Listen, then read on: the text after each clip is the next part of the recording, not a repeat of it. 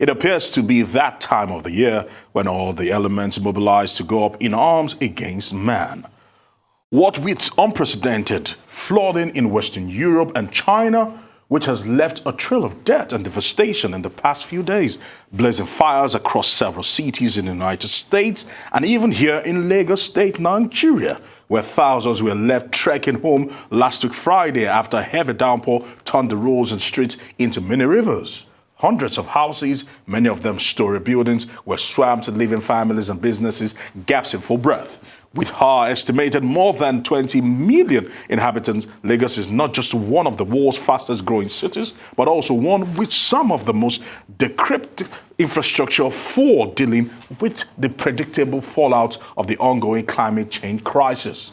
Now, joining us to discuss this problem with a view to charting a way forward is Akinbode Oluwafemi, Executive Director, Corporate Accountability and Public Participation Africa. Welcome to the program.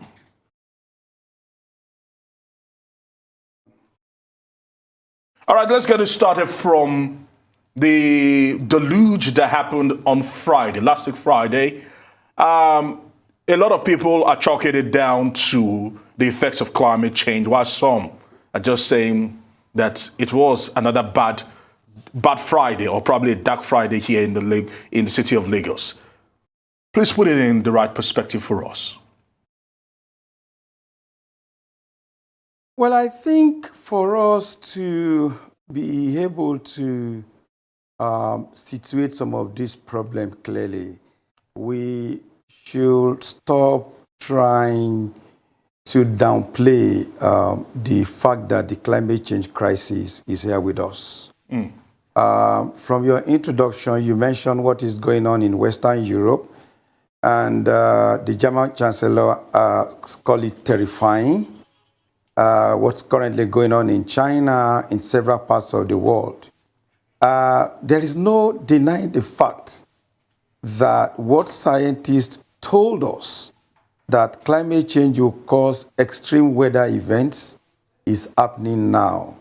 And Lagos, which is what your focus is on now, cannot deny the fact that we are at the risk of some of the environmental consequences, extreme weather consequences of climate change. Yes, there are other factors in terms of planning, in terms of our urban development, the lack of drainage infrastructure, and the rest of them. But there is the rising sea levels, there is increased rainfalls,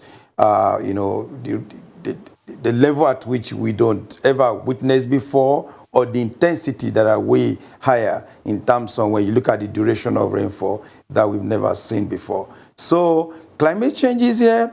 We need to sit down as a people, as a government, as the world, to look at what we need to do now to mitigate and adapt to climate change.